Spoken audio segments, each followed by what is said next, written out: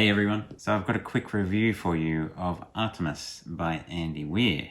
At the time of making this video, Andy Weir has written 3 novels. The Martian, which I have read, brilliant. This one, Artemis, and then Project Hail Mary. I have not read Project Hail Mary, my son has. He said it's better than The Martian, which seems to be a common view. And actually there's also an early novel on his website called Theft of Pride, which he wrote under a pseudonym Jack Sharp, but I'm not sure that counts. So The Martian and Project Hail Mary get a lot of praise.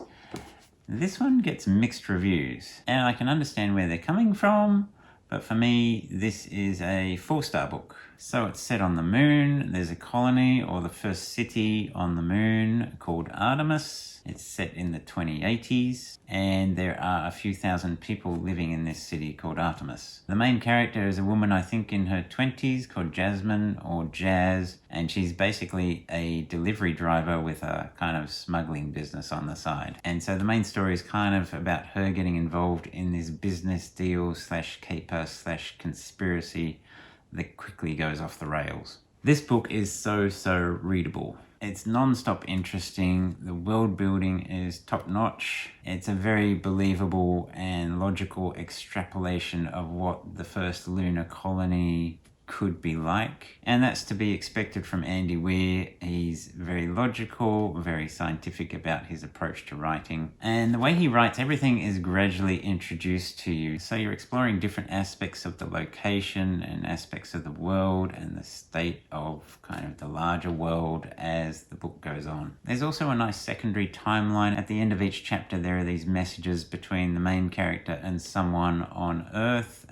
when they were younger. And that gradually progresses along, which gives a nice background to what has kind of happened in the past and the background of the main character. And a lot of the chapters end on cliffhangers, so you just want to keep on reading. The only downsides for me are there's a lot of swearing. There are a lot of unnecessary sexual references which kind of sound like something that might excite a 14-year-old boy. And probably most importantly, the main character is not actually all that likable. Most of the negative reviews focus on the main character and how she's either annoying or not really believable as a female protagonist. But I can forgive all that because the plotting and the pace of the book is just so good, and the ending pace is just ramped up to the extreme. So don't be put off by the negative reviews. I loved it.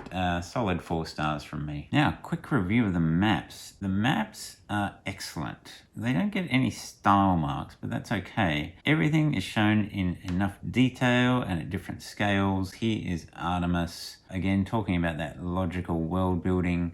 Of course, they're going to build it near the Apollo 11 landing site, but a fair way away so it doesn't disturb the Apollo 11 landing site. And then, of course, there you get the expanded, zoomed-in view of the Apollo 11 Visitor Center, which is one of the places that the main character goes. And then this over here is the actual city of Artemis with these kind of, I don't know what you call them, these kind of habitat bubble thingies and various airlocks, and the train that goes off to the Apollo 11 Visitor Center and then off to some reactor stuff that's basically where the power is coming from for the city. These maps are useful from the very first sentence of the book.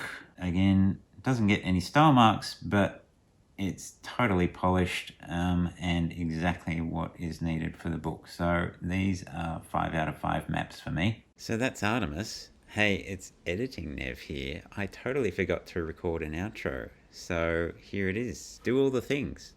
Like the video, subscribe to my channel, leave a comment, and I'll see you in the next video.